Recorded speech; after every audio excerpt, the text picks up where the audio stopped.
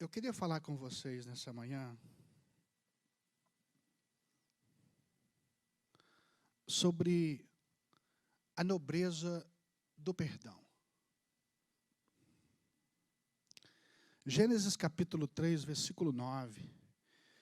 E chamou Deus a Adão e disse: onde estás?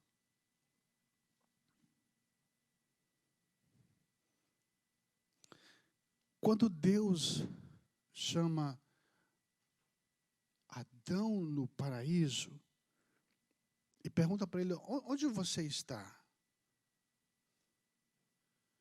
Não é porque Deus não sabia onde Adão estava.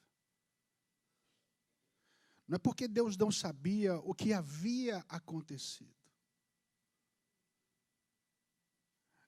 Deus queria ver a resposta que sairia dos lábios do homem. Para que ele conhecesse o homem? Não. Para que o homem se conhecesse a si próprio. O Senhor tinha costume de se relacionar todos os dias com Adão, bater um papo no final da tarde, saber como foi o seu dia. Mas aquele dia foi diferente dos outros. Adão, em vez de se apresentar para o bate-papo que ele tinha diariamente com o Senhor,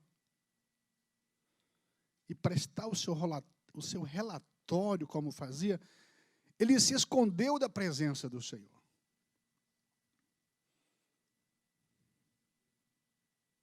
E ouviram a voz do Senhor Deus, que passeava no jardim pela viração do dia. E escondeu-se Adão e sua mulher da presença do Senhor Deus, entre as árvores do jardim. Gostaria de falar com vocês nessa manhã sobre a primeira coisa que o pecado traz. O pecado traz vergonha. E ele disse: ouvi a tua voz soar no jardim, e temi, porque estava nu e me escondi. Automaticamente, quando Adão quebra o seu relacionamento com o Senhor, os seus olhos foram o quê? Abertos. Inclusive, essa foi a palavra da serpente. Ela chega para Eva e diz: se você comer, você será como Deus. Você terá discernimento das coisas. Observa, queridos, que tudo começa com a desobediência. Inclusive, eu tenho uma amiga minha que já foi da Polícia Civil. Todas as vezes que ela ia trabalhar, nós morávamos em Pâmpano nessa época, e ela trabalhava com limpeza, e quase todas as vezes que ela estava limpando, chegava no final da tarde, nossa, pensa numa mulher que amaldiçoava Eva. Nossa, estou trabalhando duro aqui por causa da Eva.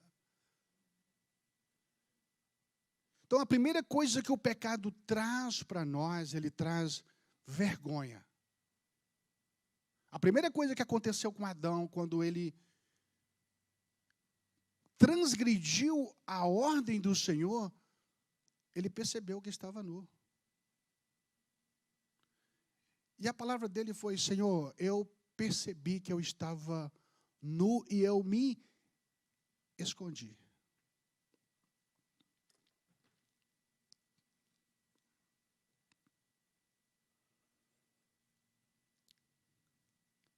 Gênesis capítulo 4. E aconteceu ao cabo de dias que Caim trouxe do seu fruto da terra uma oferta ao Senhor. Abel trouxe dos primogênitos das suas ovelhas e da sua gordura. E atentou o Senhor para Abel e para a sua oferta. Mas para Caim e para a sua oferta o Senhor não atentou. E irou-se Caim fortemente, e descaiu o seu semblante. E o Senhor disse a Caim, preste atenção nesse texto. E o Senhor disse a Caim, por que você ficou irado? E por que caiu o seu semblante? Se bem fizeres, não haverá aceitação para ti? Isso é uma pergunta que o Senhor faz a Caim. E se não fizeres o bem, agora é uma afirmação. Primeiro o Senhor faz uma pergunta para ele dizendo, se você fazer o bem, Caim, você acha que o seu sacrifício não teria sido aceito? Mais à frente ele faz uma afirmação. Mas se você fizer o mal, o pecado jaz o quê? A sua porta. E para ti será o quê? O seu desejo. E sobre ele dominarás.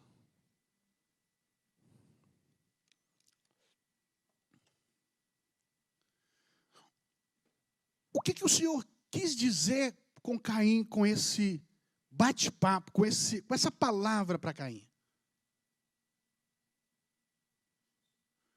O Senhor sabia da intenção do coração de Caim. Abel fez o que agradou o Senhor. Abel chegou com a sua oferta de coração aberto e ofereceu ao Senhor de melhor. Caim pegou daquilo que talvez lhe sobrava e, poxa, isso vai ser queimado mesmo? Desperdício. Caim não havia entendido o sentido espiritual das coisas. Ele achava que, poxa, que desperdício. Meu irmão pegou as suas melhores, pegou da sua ovelha, pegou o melhor. A gente poderia ter feito um bom negócio com isso aí.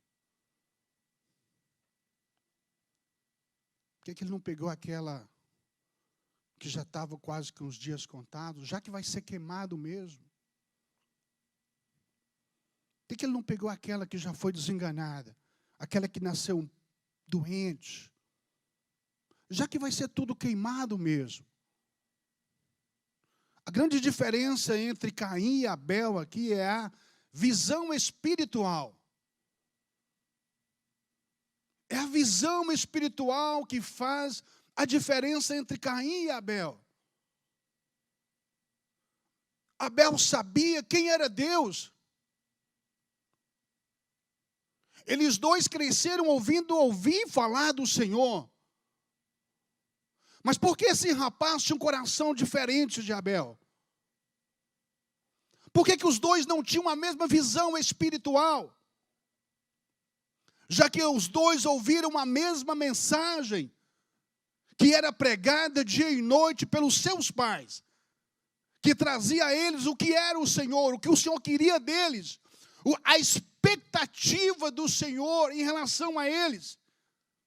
Com certeza eles já haviam falado para os seus filhos da sua queda, das suas transgressões, e mostrava para os seus filhos que esse não era o quê? O caminho a ser seguido.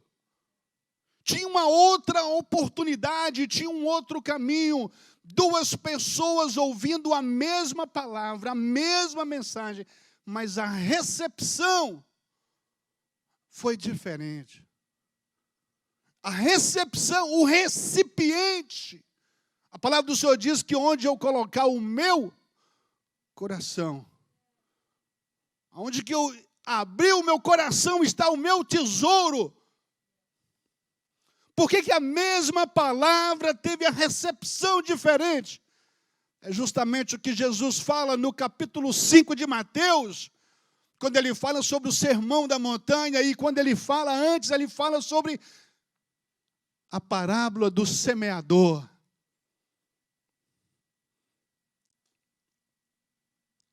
os recipientes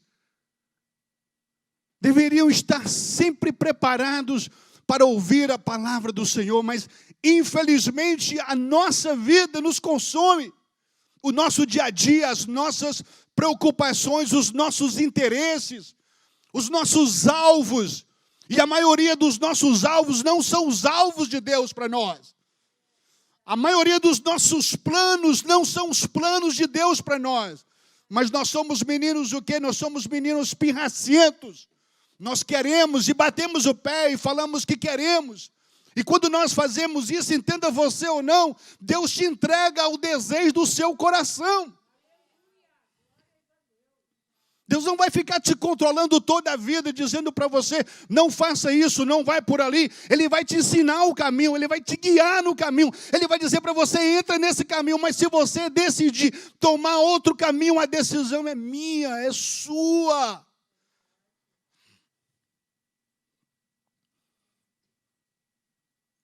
Dois recipientes diferentes, a mesma instrução. Poxa, Deus é tão bom que Deus falou, uau, deixa eu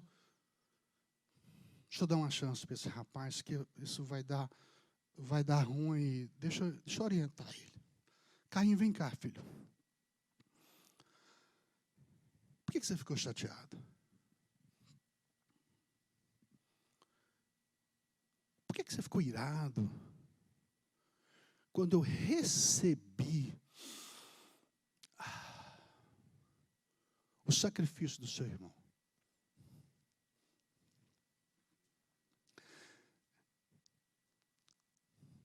Observe bem a atitude do seu irmão e a sua atitude. Veja a longanimidade do Senhor. Queridos, isso é uma coisa que a gente não vai poder reclamar nunca do Senhor, falar, poxa, Senhor, o Senhor foi mais longânimo com João do que comigo. Na noite que Jesus recebe um beijo, a palavra de Jesus é, amigo, por que você fez isso? Você consegue entender a longanimidade do Senhor? Mas chega um dia que o Senhor nos entrega, queridos, ao desejo do nosso coração. Isso é muito sério. Para a gente que está aqui servindo a Deus, oferecendo sacrifícios a Ele todos os dias, porque não é só aqui hoje. Isso é o complemento da nossa semana, sim ou não? Você vai lá e você oferece, sacrifica a Deus no seu trabalho, no seu dia a dia. No final da história, você ser rejeitado, isso é muito sério. Já pensou? A gente trabalhou o quê? Em vão. É como se eu tivesse trabalhado todo um ano e que o meu salário fosse sendo pago no dia 1º de janeiro. E no dia 1º de janeiro, todo aquele sacrifício que eu fiz durante o ano, levantando cedo, dormindo tarde, comendo tarde, talvez nem comendo, o meu patrão chega para mim e fala assim, olha, o seu salário desse ano não vai ser pago. O seu trabalho foi um mau trabalho. É justamente isso que nós corremos o risco. Eu não estou aqui nessa manhã para amedrontar vocês, mas para trazer uma palavra rema, uma palavra de vida, uma palavra de alerta, se é que o nosso alvo é o...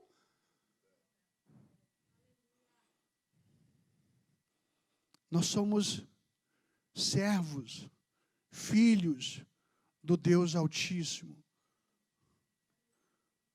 Vamos valorizar isso. Vamos dar valor realmente tudo aquilo que nós temos recebidos do Senhor.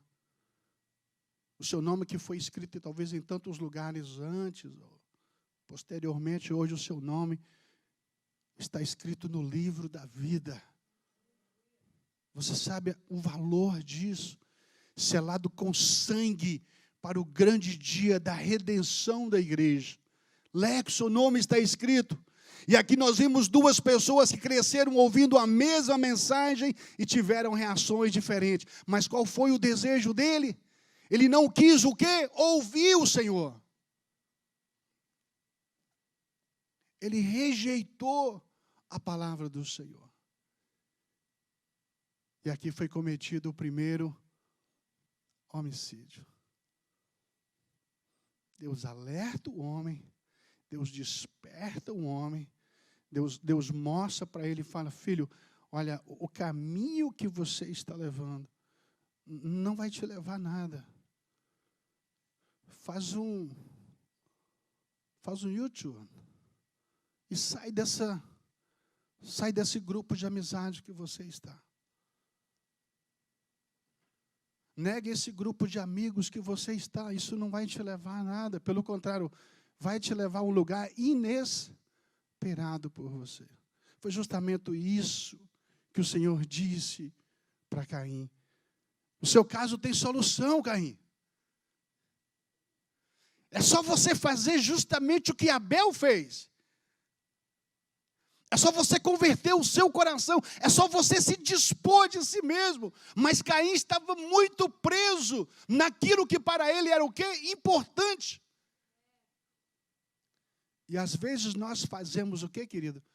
Nós fazemos a mesma coisa. O Senhor Jesus disse assim: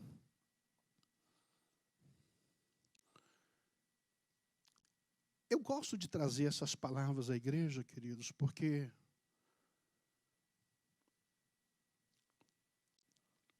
o caminho que nós estamos é um caminho muito bom. Para mim não é nem um caminho muito bom, para mim é o único caminho. Eu não penso em outra hipótese. E sua salvação é tão importante para Deus. Entenda bem o que o Senhor fez, que eu não faria por você. E você, querido, não faria por mim. Você pegar o seu único filho. Não estou falando que você tinha 3, você dispôs de um.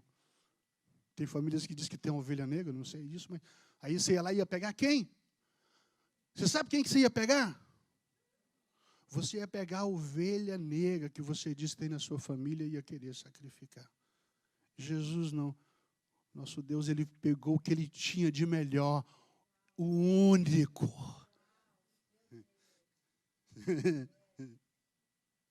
Não foi uma ovelha negra que foi sacrificada. A Bíblia diz que Ele era o cordeiro sem mácula, sem mancha, sem pecado. Eu gosto de trazer isso à memória da igreja, porque é muito sério.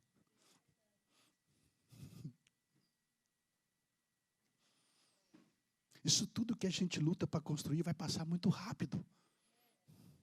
Mas a sua eternidade, o nome já se diz por si mesma, ela é eterna. E você tem que lutar por isso aí. É por isso que você tem que lutar todos os dias. É por isso que você diz não para transação mal feita.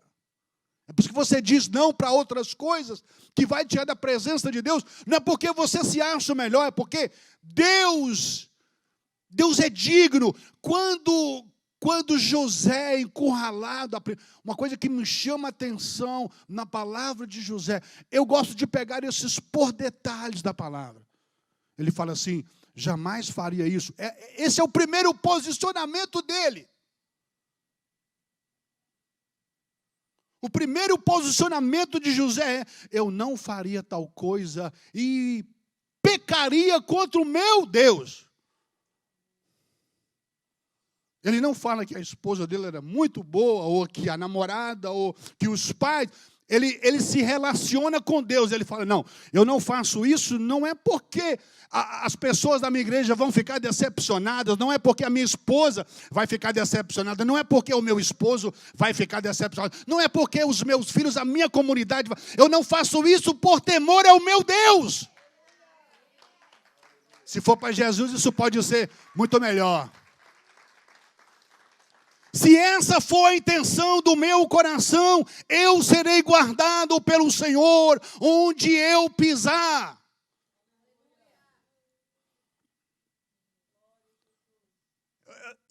Não é porque a minha esposa vai ficar nervosa.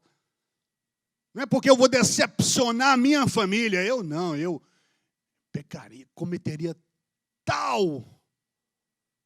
E ele chama de tal pecado contra o meu Deus.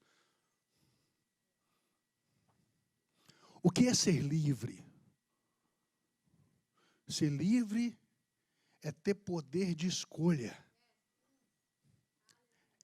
É saber que eu posso, mas não quero.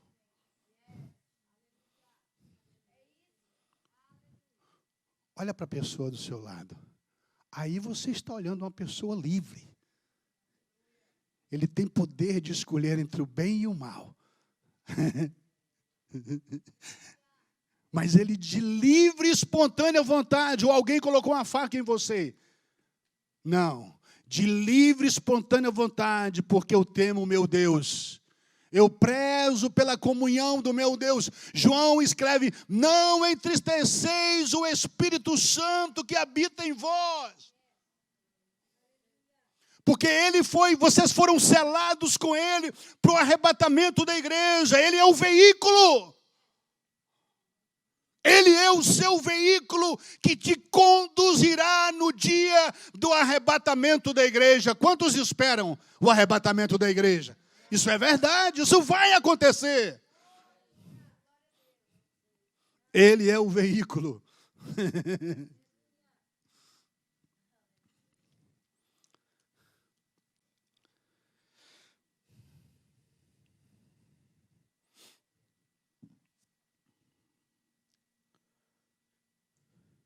Lucas capítulo 7 fala sobre uma mulher que invade a casa de um senhor por nome de Simão. E o que a palavra me deixa mais fitado nisso aqui é porque tem algo para esse Simão que a Bíblia diz assim, o Simão o leproso. Esse cara deu um jantar na casa dele, chama Jesus. E de repente, no meio daquele jantar, a cena é roubada. Porque Simão já ouvia falar de Jesus, já ouvia ter falado de Jesus. Ele ficou pensando, uau, o mestre vai chegar aqui, vai, sabe? Uau, Simão, thank you so much por você ter me convidado para o seu jantar. Poxa, a comida está uma delícia. Imagina você fazer alguma coisa recepcionando alguém tão importante como Jesus era e é, e alguém rouba a cena. Uau! Você passou o dia todo cozinhando, querido, fazendo o seu melhor, ensaiando a sua melhor música, afinando o contrabaixo. Não, está faltando uma nota aqui, essa corda está ruim, eu vou trocar, o sax não está bem. Você ensaia dias e dias e fala, uau, na hora que o mestre chegar, eu vou apresentar o de melhor que eu tenho para ele. E quando você está perto da sua apresentação, ali de melhor, alguém não convidado rouba a sua cena. E o pior de tudo, que a pessoa que roubou a cena, primeira coisa, não foi convidada, porque não seria. Talvez você também não convidaria essa pessoa. Ela não é o prefeito da cidade, não é a juíza. Ela não é a doutora. Não, ela era a prostituta da cidade. Talvez se fosse eu e você, a gente colocava o quê? Segurança na porta. Se a gente soubesse, poxa, ela pode vir aqui, então coloca o quê? Segurança na porta, ela não pode entrar. Diz a palavra de Deus, diz que essa mulher abre a porta. Uau! Invade a casa. E corre para onde? Para os pés do Senhor. O que passa conosco muitas vezes, sabe o que nós fazemos na nossa aflição? Nós corremos para os pés de Simão. a gente perde a direção da mesa,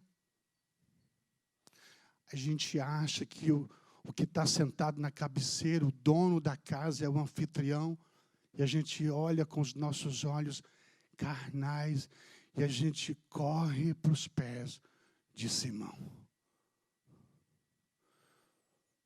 Mas o que me chama naquela mulher é que ela não participou de escola bíblica.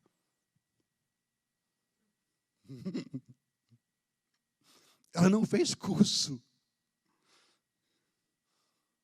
De onde ela veio não tinha curso para essas coisas. E ela teve uma visão espiritual tremenda que os homens que se diziam espirituais não a tiveram. E aí entre si eles começaram o quê? Se cogitar. A primeira coisa que foi posta em questão foi a divindade do Senhor. Eles cochichando entre si, convidamos o cara errado. Tudo que falava dele era mentira. Diz que era profeta. Se fosse profeta esse homem, sabia quem é essa tia? Essa é aquela que roda a bolsinha lá e está enganado. Ele está passando batido.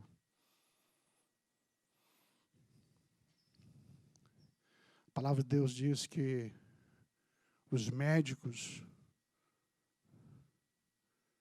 quem precisa dos médicos são os enfermos, os que estão doentes.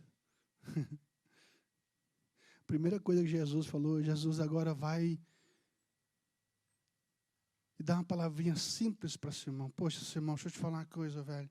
Cheguei na sua casa, você não me deu água para lavar os meus pés. Você esperou tanta glória, tanta, sabe? Você esperava tanto que eu fosse dar um yes, talvez o meu feedback, você pediu que eu fosse online e desse um review 5 estrelas em você. Mas a primeira coisa que eu cheguei aqui, olhei, cacei a bacinha de água, não tinha. Depois você não me deu nem um beijinho. Essa senhora que vocês estão na mente de vocês a condenando, ela não cansou de lavar os meus pés com as suas, se referindo ao que Simão não tinha feito. Era normal, ou lavar os pés de que andou.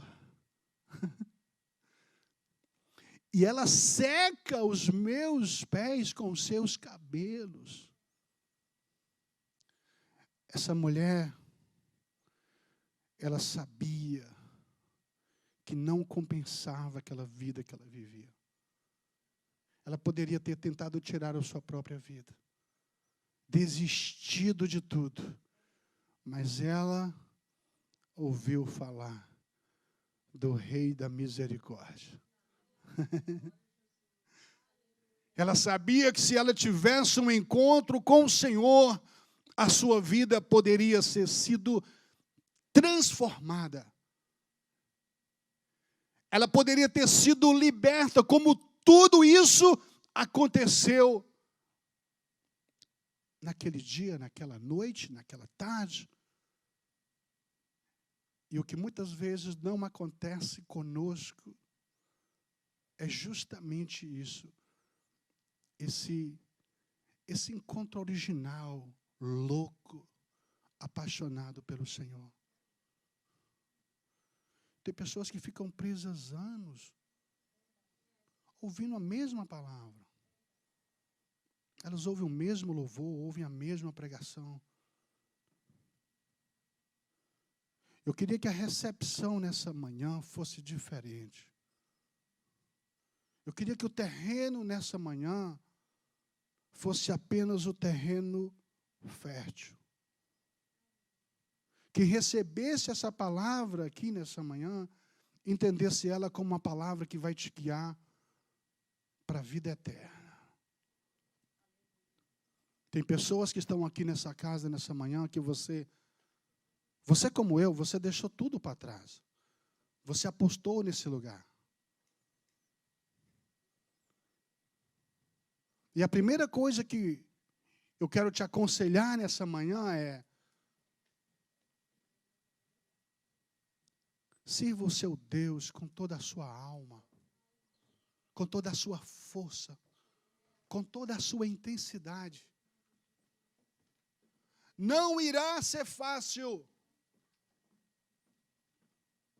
É por isso que Jesus, antes que a igreja seja instituída, e eu sempre vou ficar falando disso, ele fala com seus discípulos a importância do Espírito Santo. Eu sempre vou falar isso, porque ele é a peça central para tudo.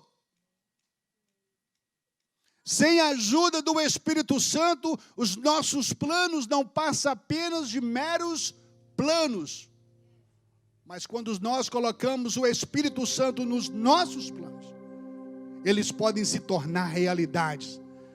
Porque o nosso Deus, a palavra do Senhor diz que Ele faz o quê? Aquilo que nós pensamos? Não, Ele faz muito mais daquilo que nós pensamos ou imaginamos. A questão é: como está o meu coração para receber do Senhor?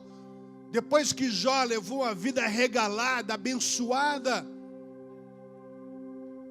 a sua esposa, no final já de carreira, para ela era final de carreira, não sabendo ela que aquilo era o começo de um grande ministério.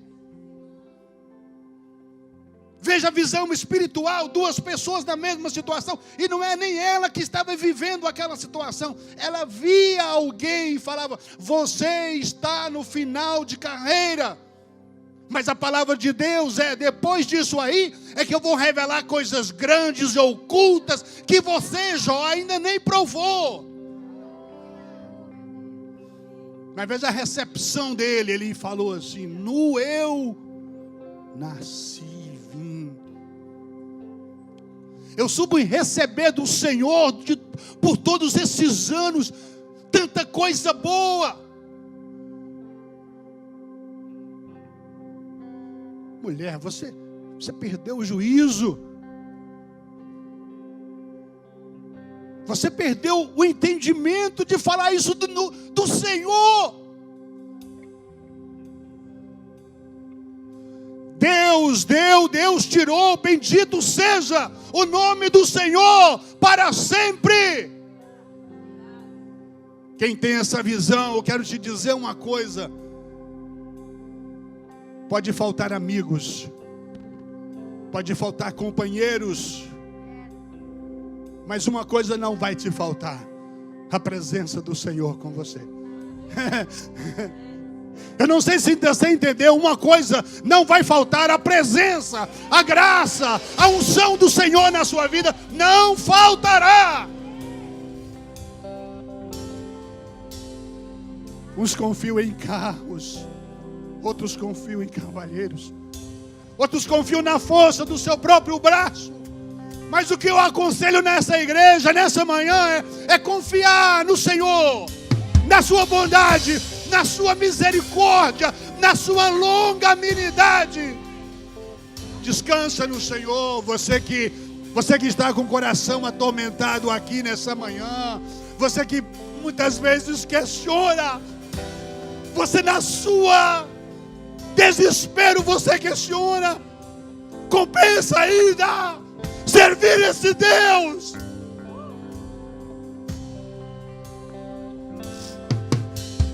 Será que vale a pena servir esse Deus que me deixou 2 anos lá atrás, deitado, sentindo dores, precisando de ajuda?